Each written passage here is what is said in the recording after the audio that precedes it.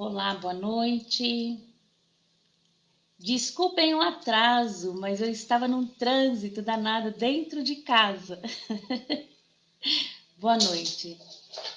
Probleminhas técnicos, mas já estamos aqui no ar, no Lar Espírita Amor e Luz, para iniciarmos a nossa conversa, a nossa palestra desta noite.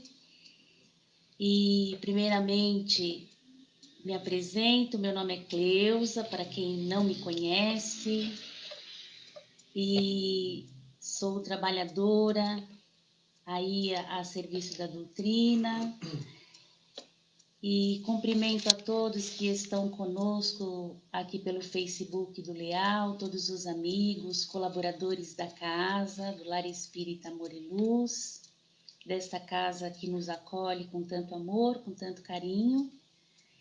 E vamos então iniciar a nossa palestra da noite. Não sem antes elevarmos o nosso pensamento ao Divino Mestre Jesus, trazê-lo para perto de nós e assim agradecer por todas as bênçãos, por todas as dádivas que o Pai nos concede a cada dia de vida neste planeta Terra.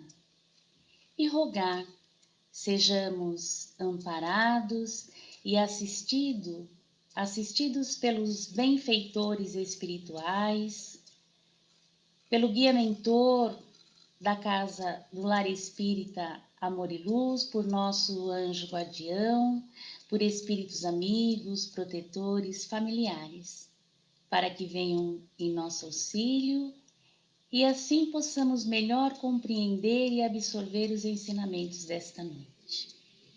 Com a permissão de Jesus, nós daremos início à nossa palestra.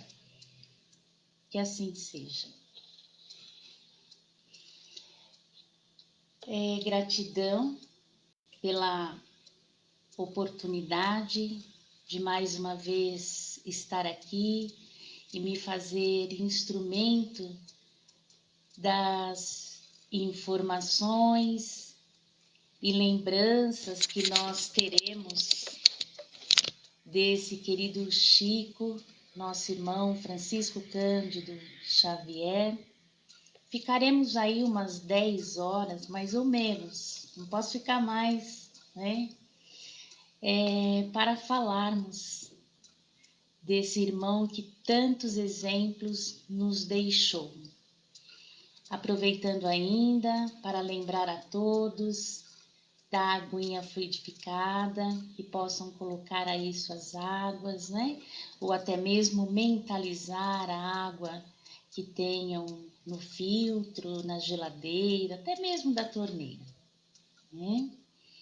Para que esses amigos espirituais, no decorrer aí da nossa conversa, da nossa palestra, possam colocar a poção medicamentosa de que cada membro da família, de que cada um de nós se faz necessário, ok? Acredito que todos estejam me ouvindo. Se não estiverem, por favor, dê aí um alô, né? E vamos então iniciar.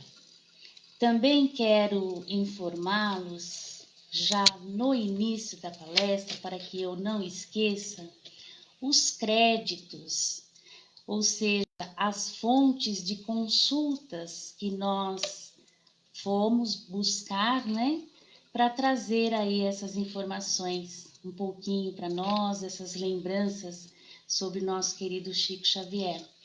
Então foi consultado o livro 100 anos de Chico Xavier, Fenômeno Humano e Mediúnico, que é de Carlos Bacelli, o livro Inesquecível Chico, que é de Romeu Grise e Gerson Sestini, Lindos Casos de Chico Xavier, de Ramiro Gama, Chico Xavier, Luz em Nossas Vidas, de Nena Galves, além de sites, né, como também ali o site da Mansão do Caminho, enfim, esses instrumentos tecnológicos que tanto nos auxiliam.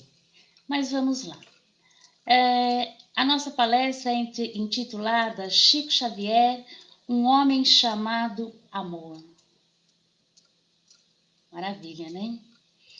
Então, quem de nós já não ouviu falar de Chico Xavier, de um de seus casos, da sua vida, da sua história, com exceção desses novinhos que estão nascendo agora, né? Mas cada um de nós tem uma história no coração, na lembrança, sobre esse nosso grande e valoroso trabalhador da doutrina espírita e principalmente trabalhador de Jesus, né? Então, Chico Xavier, não é fácil falar dele, porque ele foi assim, né, um homem simples. E falar do simples na grandeza, né, traduzindo aí a grandeza da sua alma, né, que nós sabemos a sua grandeza era caracterizada pelo perfume que ele exalava, não é? E tinha assim intensidades diferentes e de variados aromas. Então aqueles que tinham uma sensibilidade maior, uma sensibilidade melhor, conseguiam perceber essa nuance, não é? Essa característica do seu próprio ser, da sua própria alma, não é? Que não eram esses aromas que eram exalados, não eram assim essências terrenas, né? E Chico ele estava sempre ali envolvido, assistido por outros espíritos. Para citar um deles, sem citarmos o próprio guia mentor, Emmanuel, né? Tinha Sheila ali ao seu lado. Então, para aqueles mais novinhos, e nós não podemos deixar de falar sobre isso, da sua data de nascimento, que é o que nós estamos aqui homenageando nesse período aí em que se inicia o mês de abril, nós temos N homenagens que estão sendo prestadas, aliás, justas homenagens que estão sendo prestadas a esse valoroso irmão, né? Divulgador da doutrina, trabalhador, assíduo da seara. Então, são informações imprescindíveis. Então, que Chico Xavier, nascido em 2 de abril de 1910, em Pedro Leopoldo, Minas Gerais. Foi filho caçula de Francisco Cândido Xavier e Maria João de Deus, e ele tinha só mais 9 irmãos. Ficou órfão aos 5 anos de idade, órfão de mãe, quando, né, depois dali 2 anos, o seu pai contraiu um novo matrimônio com a senhora chamada Cidália, e aí ele ganhou também só mais 6 irmãozinhos, dos quais ali ele ajudava, né, em toda a sua trajetória, a olhar, a tomar conta, a zelar, se responsabilizar de forma assim financeira até, não é? Ajudando na criação deles, e tudo isso faz parte da trajetória e da história do Chico. Chico, Francisco, que em francês significa cisco, e ele sempre dizia que ele era um cisco, né? Então, traduzindo aí o significado do seu nome em francês. Nos deixou, Chico Xavier, nos deixou assim, exemplos magníficos, nós que estamos trilhando esse caminho da doutrina, que estamos buscando a nossa transformação, a nossa melhora, o nosso desenvolvimento, né? Então, Chico nos deixou assim exemplos de obediência, de resignação, espírito de renúncia. E como foi um espírito de renúncia? Exemplo de humildade, de respeito ao outro, às leis divinas, exemplo de compaixão, como nos orientava e nos deixou aí, não é? Os ensinamentos, o Mestre Jesus nos falando de compaixão, exemplo de abnegação e exemplo de amor. Estamos falando que Chico era um homem chamado amor, né? Então nos deixa aí um exemplo de amor. E aos 92 anos, Chico desencarna. E como foi um homem, não é, com todas essas características, com todos esses exemplos que nos deixou, ainda no decorrer do seu próprio desencarne, da sua desencarnação, até nesse momento ele pensou mais no outro, mais no próximo, não é? Do que naquele próprio momento em si, porque a sua vontade era de fato partir num momento em que todos estivessem muito bem, felizes. Então Chico desencarna em 30 de junho de 2002, quando todos nós estávamos comemorando o Penta, né, campeonato da Copa Mundial, que o Brasil havia sido campeão. Muito bem. Então, o tempo assim é bastante ínfimo para nós trazermos tudo, né?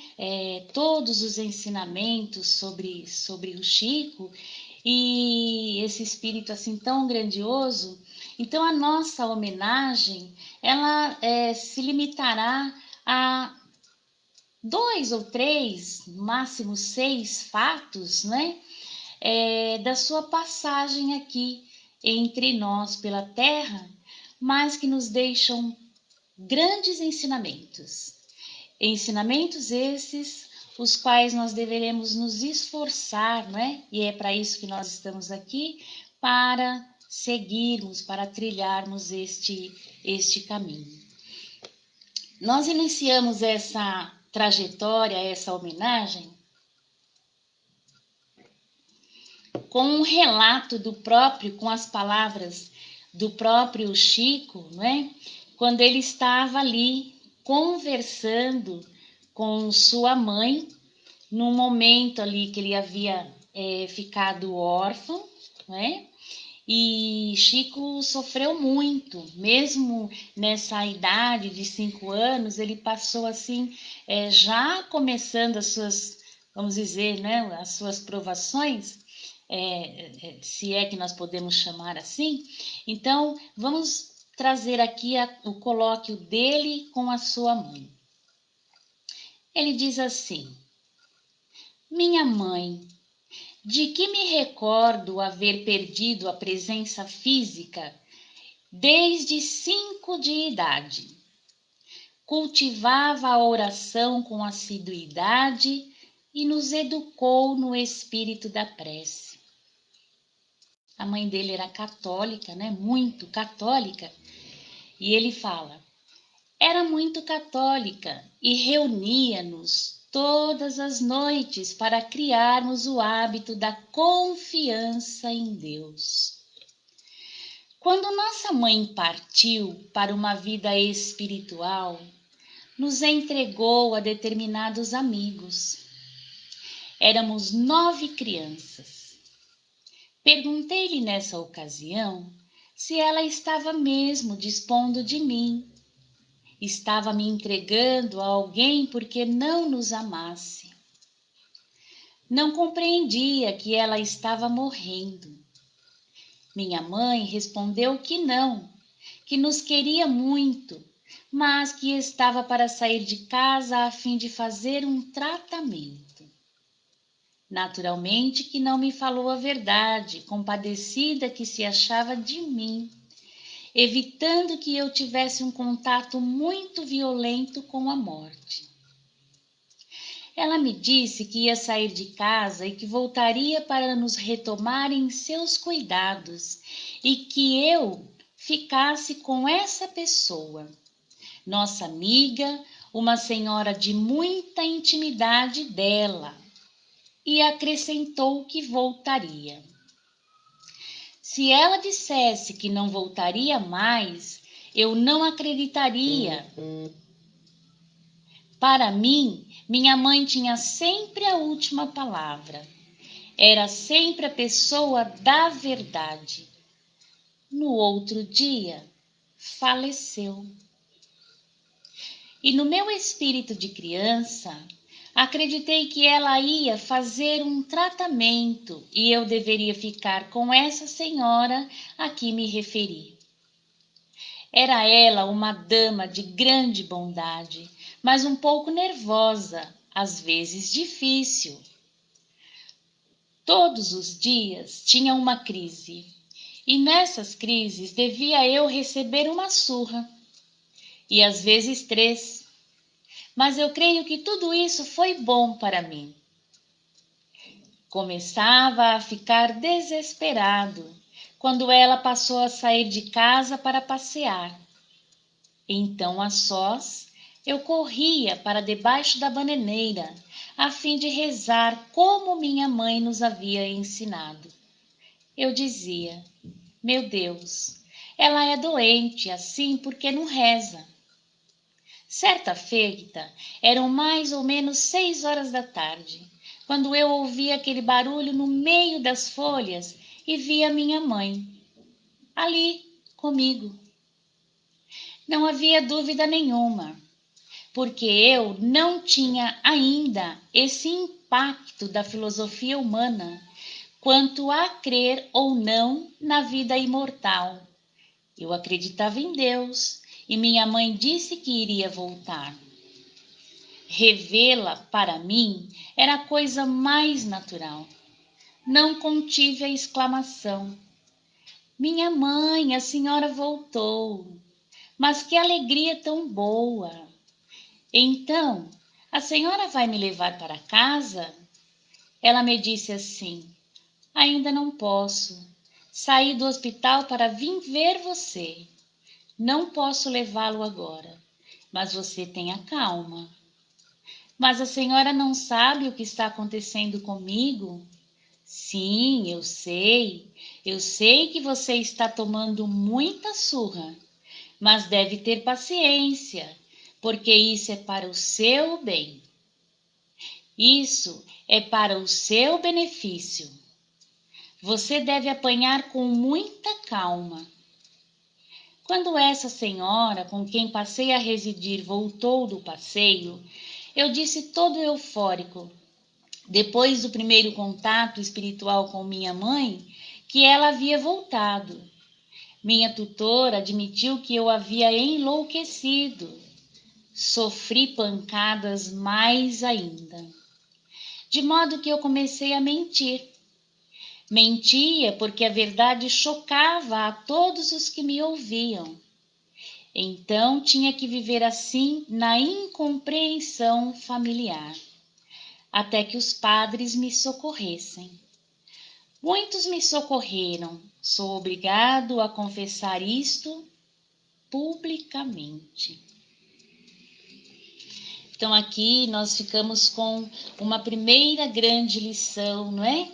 E esse aprendizado sobre esse nosso irmão, que ele já tinha ali a mediunidade de nascença, basicamente ali a partir dos 4 anos de idade, e quando ele teve essa conversa com sua mãe, ele já estava, não é? Realizando o intercâmbio com a espiritualidade entre o mundo de lá dos desencarnados e o mundo dos encarnados.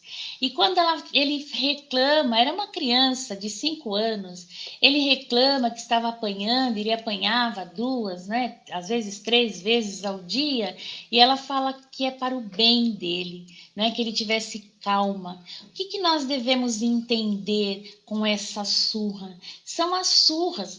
A dele era física, né? mas são as surras que a vida nos dá durante ali a nossa trajetória, as nossas vicissitudes, né?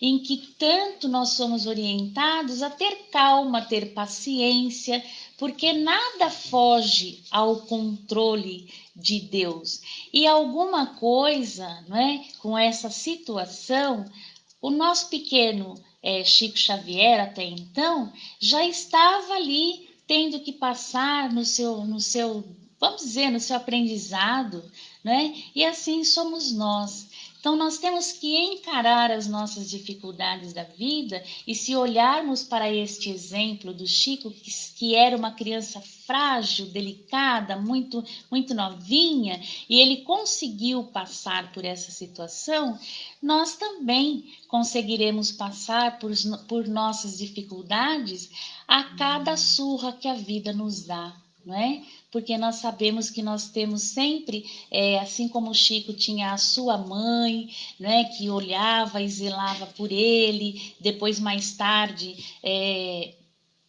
contou com um apoio incondicional ali de Emmanuel, nós também temos aqueles que cuidam e olham e zelam por nós, né? Então ele sofria maus tratos, ele apanhava, ele era torturado. Tinha também uma passagem que essa senhora, ela espetava, né, a sua barriguinha com garfos, então ele era torturado com ponta de garfo, chegou a causar ali uma lesão, onde ele teve que estourou uma hérnia, ele teve que sofrer ali uma cirurgia, e nessa época, e essa senhora então, né, ela tinha um sobrinho, o nome do sobrinho era Moacir, e ela cuidava desse sobrinho, e então esse sobrinho ele acabou adquirindo ali uma ferida, né? Assim, perto do joelho, e aí depois essa ferida desceu, e Chico ele tinha que lamber a ferida, porque falaram para a madrinha que essa era uma simpatia, então uma criança se uma criança lambesse a ferida, então já olha para o Chico e fala, nossa, é ele que vai, né? Então, e aí ele se queixava com a mãe, então numa certa feita ele se queixando com a mãe de que ele teria que lamber a ferida, né? Então a mãe dele orienta ele que era melhor lamber as feridas que ofender os outros. Olha só, né? Outro grande ensinamento. E Chico sempre falou que ele preferia mesmo ser ofendido a ofender alguém, né? Então, onde nós vemos um mal muito grande, ali é o remédio. E é essa visão que toda essa passagem, todo esse sofrimento do Chico, né? Pelo menos ao meu ver, ela se traduz dessa forma.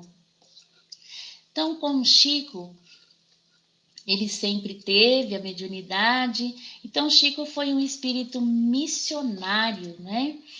E nos conta a história que ali, à época do seu nascimento, eu me lembro da sua desencarnação, que a época do seu nascimento, ali no finalzinho meados para o finalzinho de março, né, começaram a surgir ali na cidade onde ele nasceu, ali nas várzeas, muitas garças, e essas garças, elas se misturavam aos lírios, né, brancos, e ali cobriam toda essa várzea de branco. Olha o preparo da espiritualidade para o nascimento desse espírito, né? Então, isso já foi ali no finalzinho de março, e quando foi então no dia 2 de abril, numa manhã, na manhã do dia 2 de abril, essas garças, elas iniciaram assim um voo, né? Conjunto ali, e deixando-se o céu todo branco e espalhando um perfume de lírios. E assim ocorre com ocorria, né, com o nosso querido Chico, onde ele passava, ele, segundo contam, né, os seus amigos, os livros, enfim, onde ele passava, ele deixava esse perfume de rosas ou de lírios. Eu digo segundo contam, porque como nós falamos anteriormente, essa essência, ela era espargida com uma intensidade, e eu acredito que as pessoas, de acordo com a sua sensibilidade maior ou menor, é que poderiam sentir, não é? E eu falo isso porque nós tivemos a oportunidade de estar com o Chico, mas eu era assim, ainda sou, né? Mas eu era mais tão tosca que eu realmente não percebi, né? Talvez eu não tenha nem percebido a oportunidade grandiosa que nós tivemos de ter passado lá por Uberaba, né? E de ter tido a bênção de tocar nas mãos de Chico, né? E realmente eu não percebi. Mas enfim, é apenas um detalhe. Então,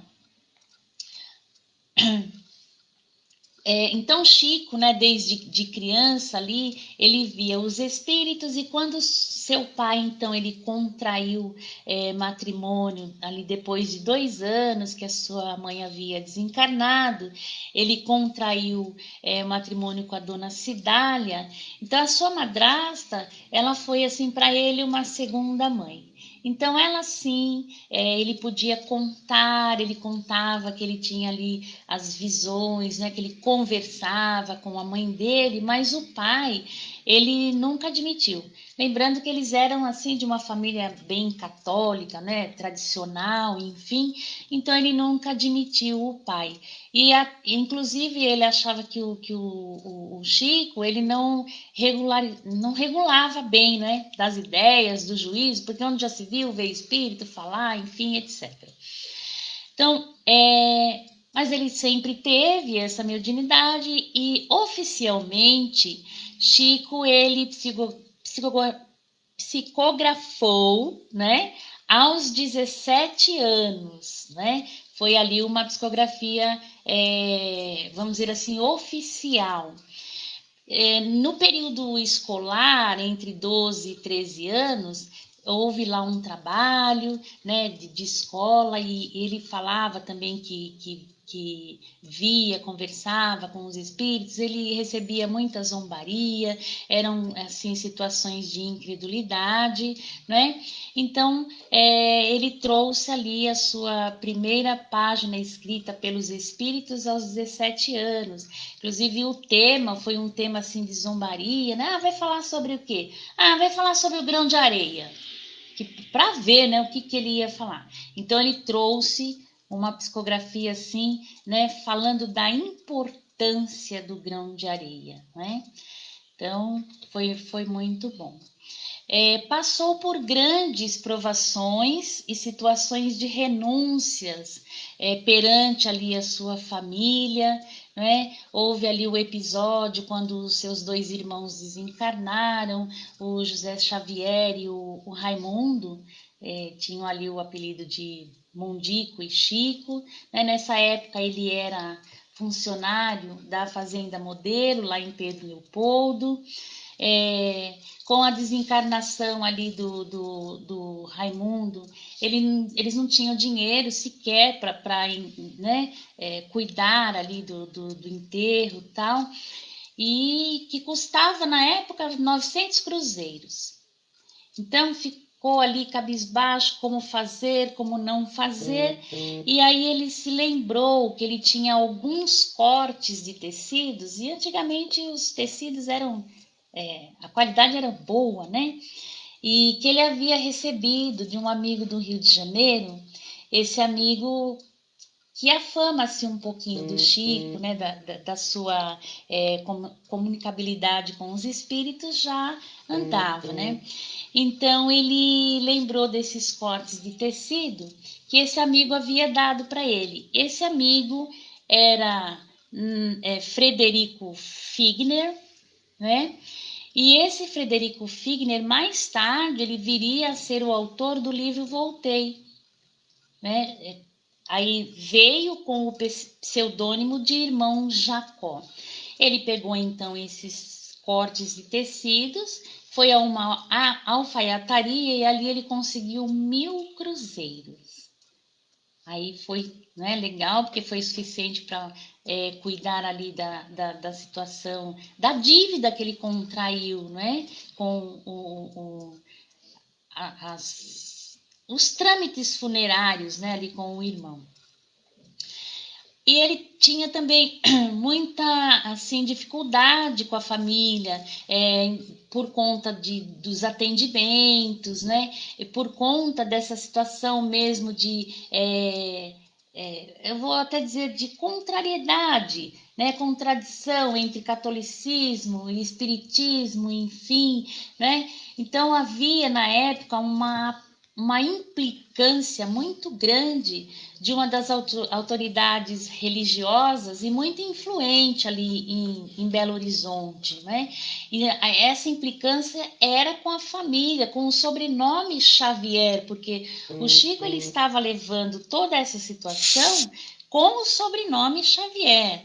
Então ele é orientado por um dos amigos, porque justamente a esta época, havia um decreto do então presidente Getúlio Vargas de que quem ainda não tinha registro de nascimento, que poderia fazê-lo, tinha um prazo lá. Então esse amigo, ele orientou o Chico, ele falou, olha, né, aproveita, então faz um novo registro. E o Chico foi então e fez um novo registro do seu nome, retirando o Xavier do seu nome e se registrou como Francisco de Paula Cândido. Só que depois ele continuou, né? Então ele assinava, ele usava as duas assinaturas, dependendo ali da situação, ele assinava como Francisco Cândido e depois embaixo ele assinava como Francisco Cândido Xavier, né? Bonitinho. Ele tinha duas identidades numa só e ele era ele, né? Ai, com ali o desenvolvimento da sua mediunidade, enfim, né? Com a responsabilidade que ele tinha, nós sabemos aí da passagem clássica, da conversa que ele teve com Emmanuel, quando Emmanuel surgiu, não é, na sua vida, dizendo que ele teria muito trabalho, enfim. E Emmanuel disse que ele teria 3 condições, né, para realizar esse trabalho. E todos nós sabemos quais são essas 3 condições, né? A primeira, disciplina.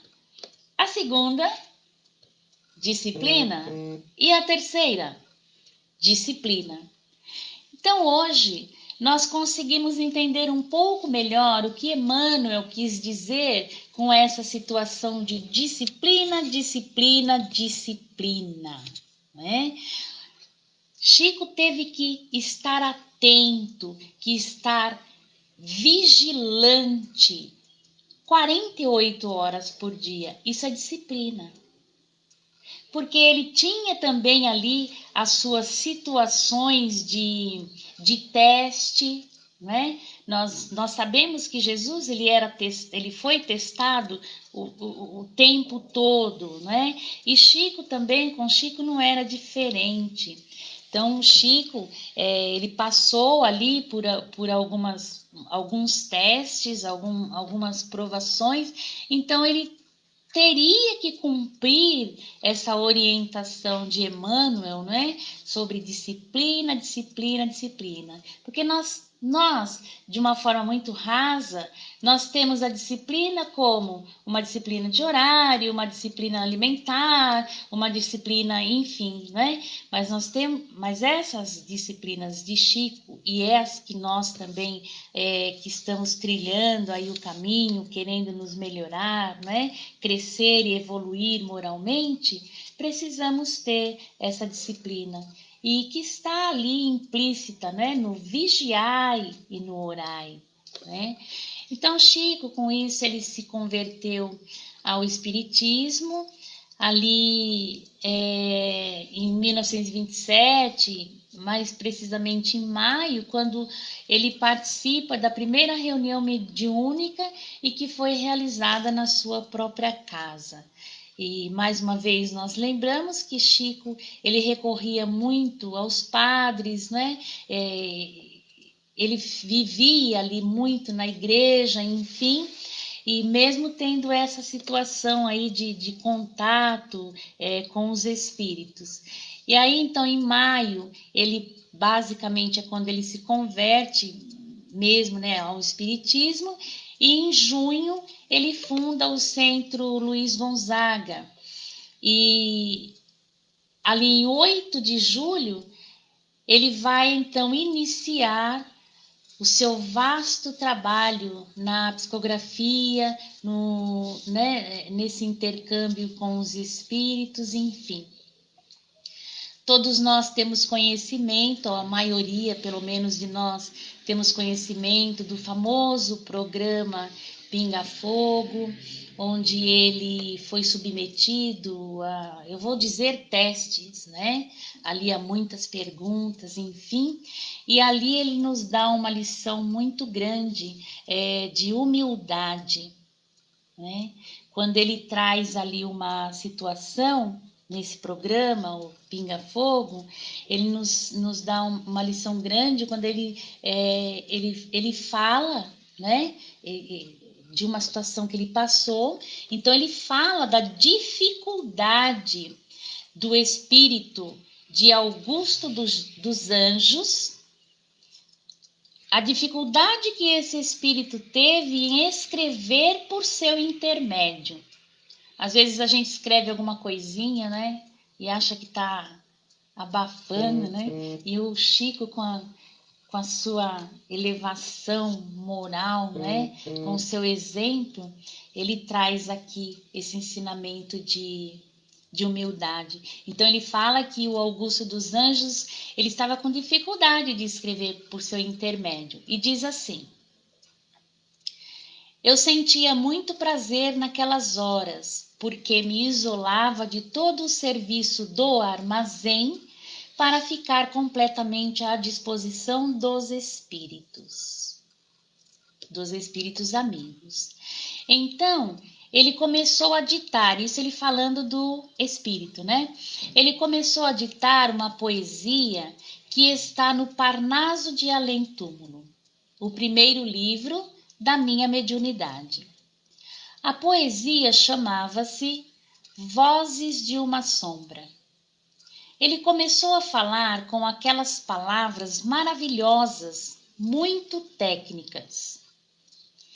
Eu, com o regador na mão, custava a compreender. E ele falava que gostava de escrever no campo e que aquela era a hora em que ele queria ditar, para que eu ouvisse e pudesse compreender a hora de escrever. Porque muitas vezes escrevo também como médium ouvinte. Eu sentia aquela dificuldade e ele falou assim comigo: olhe, você quer saber de uma coisa? Vou escrever o que puder, pois a sua cabeça não aguenta mesmo. E a poesia está no livro só com o que ele pôde. Mas era muito, muito mais. Era uma beleza. Ele falava de fótons, cores, de mundos, galáxias. Quem era eu para entender aquilo? Eu que estava regando canteiros de alho. Então aqui ele conta essa passagem, porque nessa época ele trabalhava num armazém. Inclusive ele fala que a única coisa que ele não gostava era de vender a cachaça, né? A bebida alcoólica, porque além dele vender a cachaça, ele ainda tinha que levar a pessoa que ficava embriagada para casa. Olha que bonitinho, né? Mas aqui além desse ensinamento de humildade, que ele reconhece a sua falha, vamos dizer assim, técnica como médium, que não alcançava, não é? Aquelas palavras técnicas que o espírito queria dizer, ainda há um outro ensinamento. Que nessa passagem foi uma base para o que viria depois. Por quê?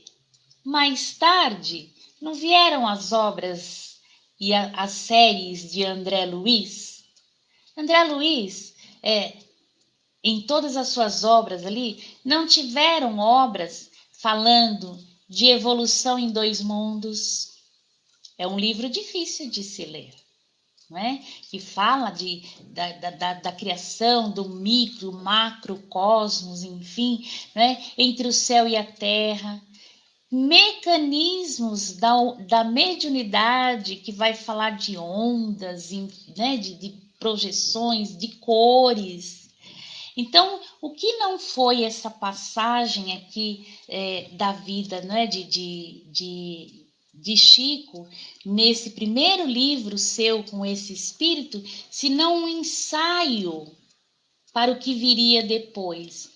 Mas ficou também a lição de humildade, porque ele reconheceu que naquele momento ali, como ele terminava o expediente, então ele ia para o fundo do armazém, onde tinha um canteiro de alhos, e ele ia regar os alhos. Então ele fala que ele, nessa época aqui, ele só servia mesmo para regar alhos, né? Regar o canteiro de alhos. E também ele dá um detalhe muito importante, um ensinamento muito importante, de que nós que buscamos esse contato, esse intercâmbio com a espiritualidade, nós precisamos nos preparar. Não é assim, chega na casa espírita, vai dar passe, vai sentar, fazer uma psicografia, enfim, etc. É necessário que haja sintonia, é necessário que o médium se prepare o máximo que ele possa, com leitura, com estudos, para que ele possa entender e compreender o que os espíritos estão querendo dizer, não é? Porque é como o Chico mesmo aqui fala, ele era médium que ele ouvia, né?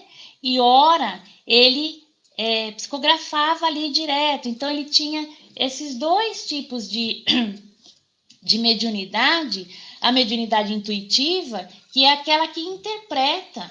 O espírito traz e o médium intuitivo ele precisa interpretar, ele precisa saber o que o espírito quis dizer, né?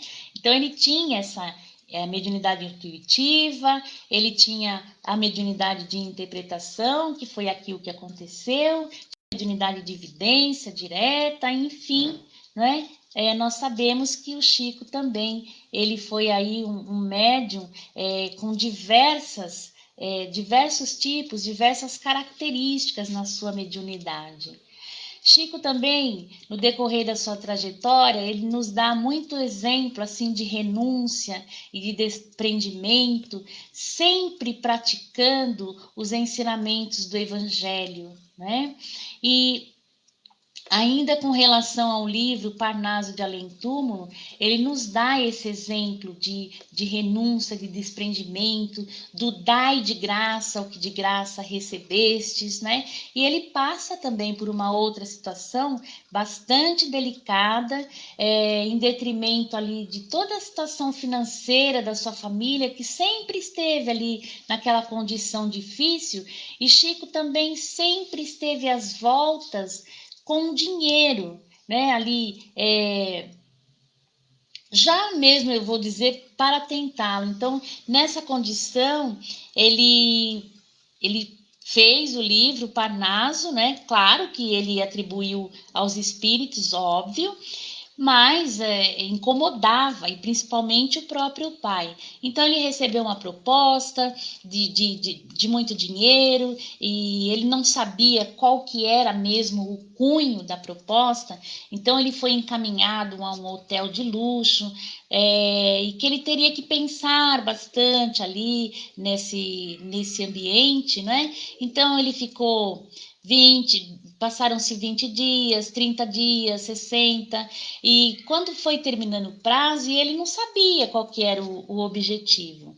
E aí no final do prazo foi falado para ele que o objetivo ali do que ele estava era para que ele visse, percebesse, sentisse como que era uma vida, não é, cômoda, uma vida de dinheiro, né, uma vida ali, vamos dizer, de luxo até, né, porque ele tinha ternos ali à disposição dele, enfim, tudo, e mediante todos esses benefícios, ele só precisava fazer uma coisa: afirmar que ele próprio havia escrito o livro Parnaso de Além-Túmulo, que não tinha sido os espíritos.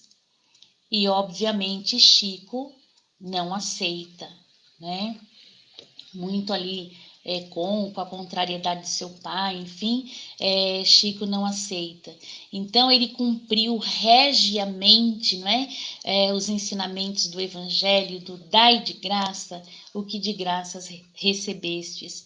Foram mais de 450 títulos, né? Que Chico não aceitou dinheiro ou qualquer tipo de gratificação. Tudo que ele recebia, às vezes ele não tinha como, né? Mas ele repassava, ele transformava em caridade, né? Chico foi a própria caridade, ele encaminhava para instituições, e desses próprios livros ele também cedeu os direitos autorais para instituições de caridade. Ele vendeu mais de 50 milhões de exemplares, né, na língua portuguesa, que tiveram aí as suas traduções para o inglês, espanhol, japonês, esperanto, francês, alemão, italiano, russo, mandarim, romeno, sueco, grego, húngaro, graças a Braille, né? Graças a Deus as obras de Chico correram e correm o mundo.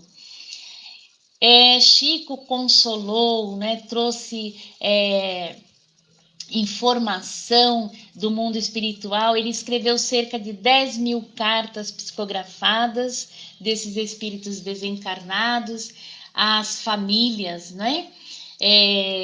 Que o procuravam, e tudo isso realmente sem cobrar nada por isso, né? E dessas psicografias que eram autênticas, porque muitas delas traziam ali detalhes que só a família conhecia, enfim, né? E essas famílias, então, tendo esse reconhecimento, e algumas delas, né, chegaram a ser aceitas e valorizadas como provas até em casos de julgamentos judiciais, que nós sabemos que está aí, né, nas suas histórias, né, na sua biografia. Chico também foi exemplo de compaixão e tolerância, né? E certa vez, né, narra aqui o autor de um dos livros que nós citamos lá em cima, Inesquecível Chico, que esses dois amigos estavam na fila, ali que o Chico estava em atendimento, aguardando para serem atendidos, e eles perceberam uma situação. A situação era a seguinte: o Chico, ele foi ali em atendimento, ele foi abordado por um elemento que exigiu dele uma certa quantia. Olha como ele estava sempre envolvido em dinheiro, né? Exigiu dele uma certa quantia em dinheiro, chegando mesmo a fazer ameaças baixinho ali no seu ouvido, né? E Chico, então, na dele, sem demonstrar nada a ninguém, né, que estava sendo intimidado, ele calmamente chamou alguém da sua confiança expôs ao pé do ouvido dessa pessoa o que estava ocorrendo e instruiu essa pessoa para que providenciasse o valor, a quantia que estava sendo exigida, né, por aquela pessoa. E normalmente ele continuou atendendo o público num equilíbrio total, equilíbrio emocional total, sem o menor tremor nas mãos.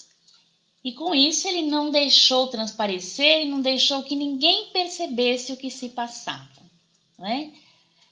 Aí esses amigos, só depois que foram saber o que tinha ocorrido e é a história que está no livro. Então, olha como, Chico, se somos nós, né? O que nós não faríamos? Tira essa pessoa daqui! Ah, tô sendo assaltada! Sei lá o que a gente não faria, né? Mas ele era de uma fé, ele era de uma calma, de uma paciência, ele era ele era a própria fé, a própria calma, a própria paciência, né? E tinha ali a compaixão e a tolerância, né? Um homem simples e generoso, traduzido nessa história que o próprio Divaldo conta, que uma vez, ali pelas décadas de 50, ele e o Chico tinham um amigo que era incomum, né? E aí Divaldo achava esse amigo bastante perturbado. E numa certa noite, estando ali em Uberaba, né, o Divaldo, ele se encontrou com esse amigo e disse: meu irmão, como vai? O Divaldo, né? E o mesmo respondeu assim, todo sorridente: bem, Divaldo, e com uma grande novidade para te contar. Eu agora sou o passista do Chico Xavier. Divaldo, ali ele estava começando no espiritismo, né? Então ele achou estranho. E aí ele ficou pensando, mas como é que pode uma pessoa tão perturbada como essa dar passe no Chico Xavier? Aí, oportunamente, né, numa outra ocasião, ele encontrou com o Chico, o médium, que ele chamava de o médium de Jesus, e perguntou: Chico, nosso irmão está te dando passe? Aí o Chico respondeu: sim, Divaldo. Imagina, né, o Chico respondendo. Ele esteve aqui meses atrás, desesperado e se maldizendo em relação à vida. No meio da conversa, me pediu para que lhe aplicasse um passe e eu respondi: não, meu irmão, me aplique você o passe. Ele se assustou e disse: eu, Chico, eu não tenho condições de aplicar um passe em você. E eu respondi: por que não, meu irmão? Você também é um filho de Deus. Está passando por uma noite escura na vida, mas é uma pessoa extraordinária e isso logo vai passar. Aplique-me o passe. Na hora do passe, Chico disse a Divaldo que viu mentalmente vários mentores se aproximando do irmão e como ele estava concentrado com pensamentos elevados, ficou bem mais fácil fazer a limpeza no seu campo vibratório. Ao término do passe, o irmão perturbado disse: Chico, eu lhe apliquei um passe, mas me senti tão bem. E Chico, sorrindo, lhe disse: pois é, meu filho, a partir de hoje você é o meu médium passista. O irmão saiu da casa espírita da prece se sentindo bem e profundamente feliz. Somos todos filhos do Criador, como criaturas que somos. Somos co-criadores da nossa realidade, merecedores de tudo que há de bom, e todos nós somos curadores e podemos ajudar uns aos outros. É outro ensinamento que Chico nos deixa, porque nós, né, muitas vezes nós escolhemos quem vai nos dar o passe, achando que o passe do outro, que o outro está em condições melhores, e dificilmente ou quase nunca nós paramos para refletir que mesmo que aquela pessoa não esteja numa condição muito boa, naquele momento ela vai elevar o seu pensamento e é um momento dela receber um tratamento, como nos orientou e nos ensinou aqui Chico nessa passagem, né? Mostrando o ensinamento para o próprio Divaldo, que estava no começo da sua trajetória, né?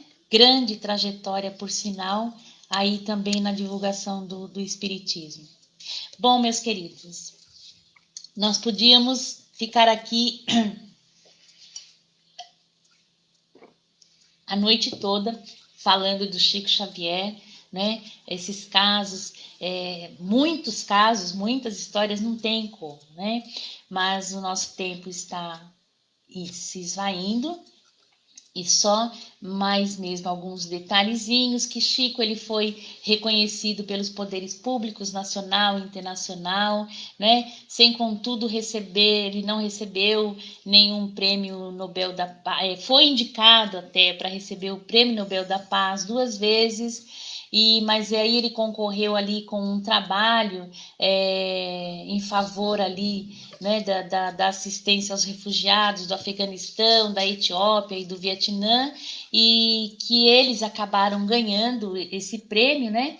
E Chico, quando ele falou sobre isso, olha a nobreza da sua alma, ele disse que falou da sua felicidade pela escolha, por esses 3 países terem sido os escolhidos, porque eles estavam aí num trabalho muito importante em favor da assistência aos milhões de refugiados, e ele concluiu a sua fala dizendo assim: graças a Deus, estamos muito bem, e para fazer um pouco de alegria, vamos dizer que não tivemos na doutrina espírita o prêmio da paz, mas estamos com a paz do prêmio. Olha que lindo!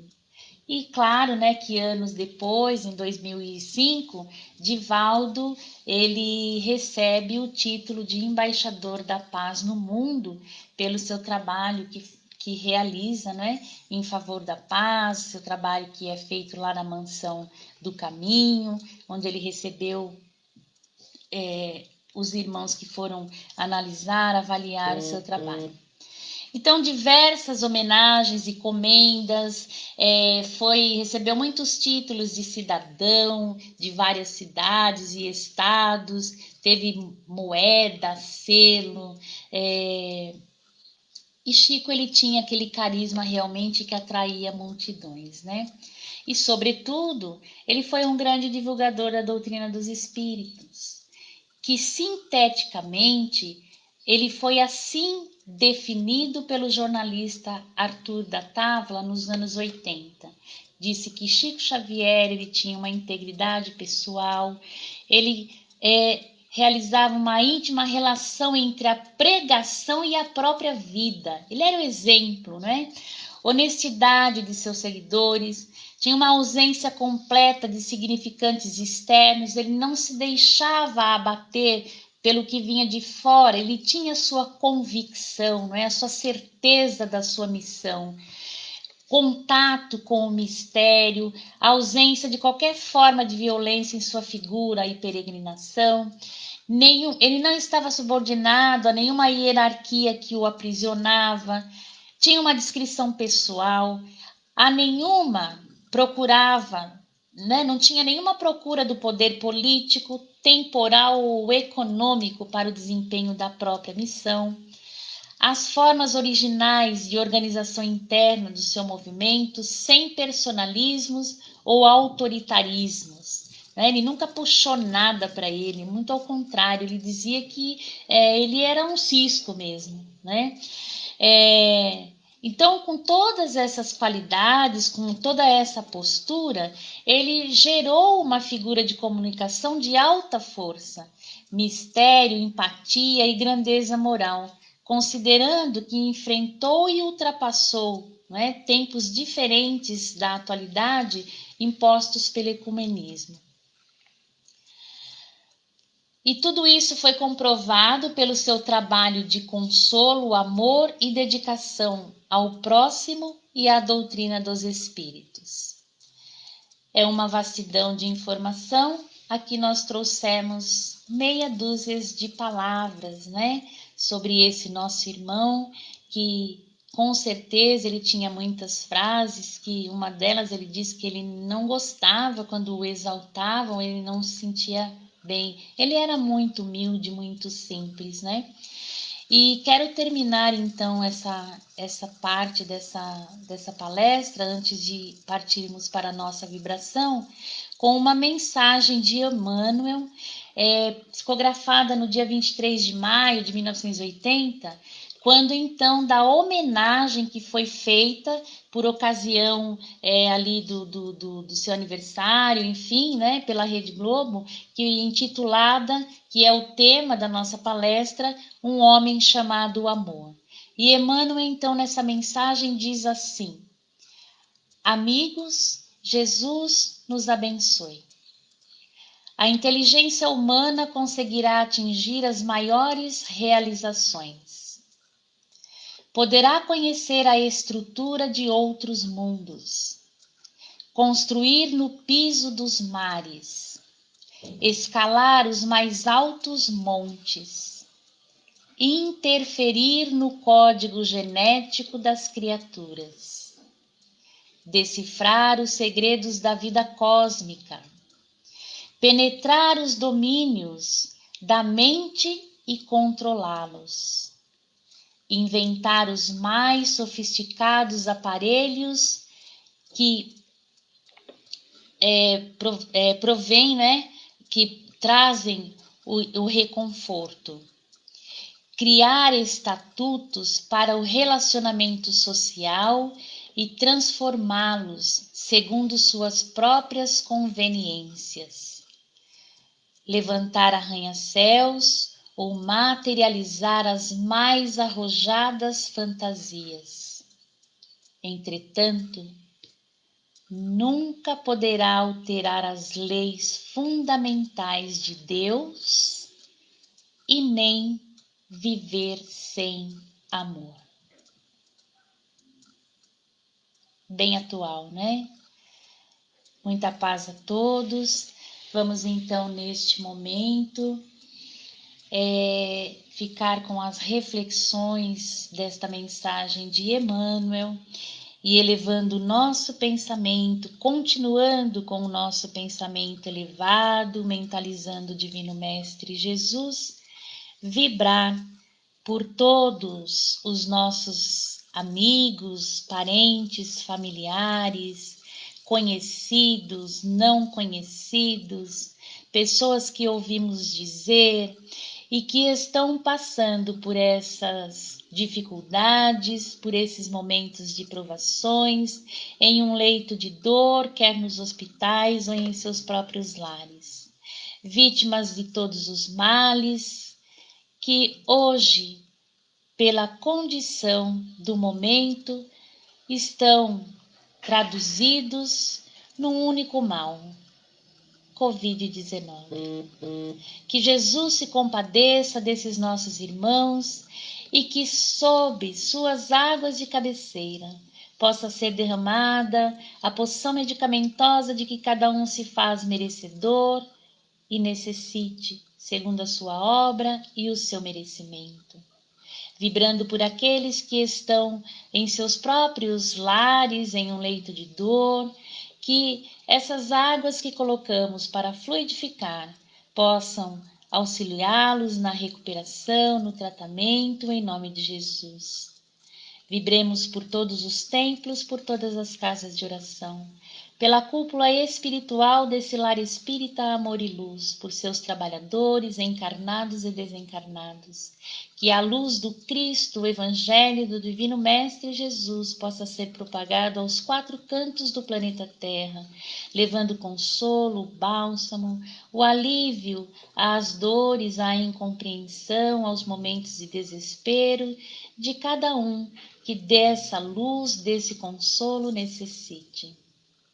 Vibremos, Senhor, pelas crianças, pelos órfãos desamparados, por aqueles que se encontram nos cárceres, pelos idosos, por todos, enfim, que necessitam do Teu amor.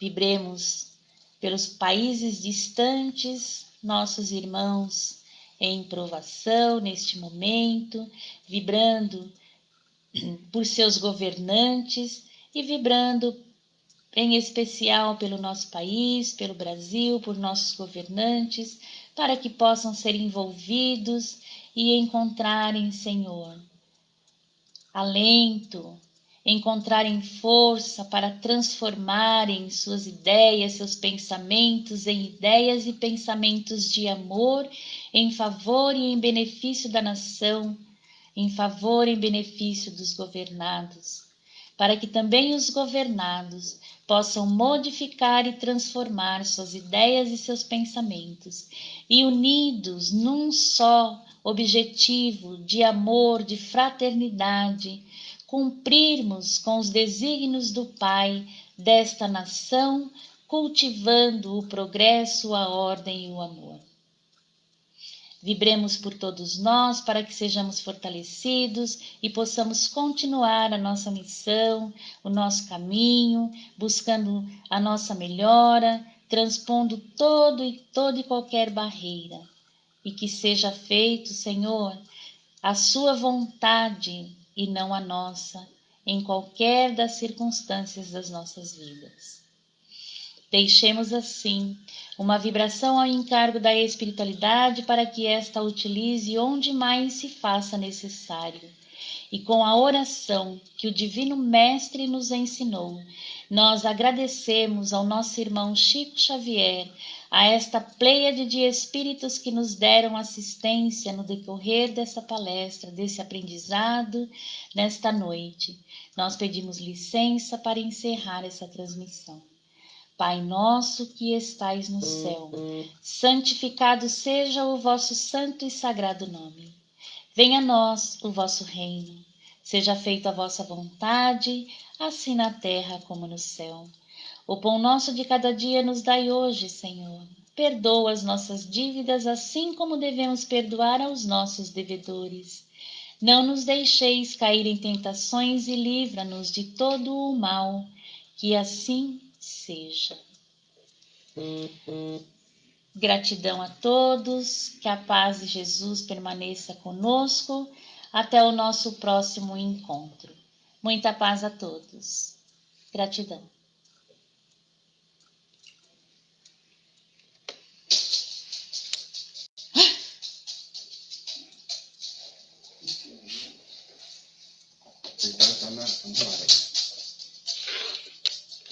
Não, é que aí demora um pouco, eu já encerrei aqui.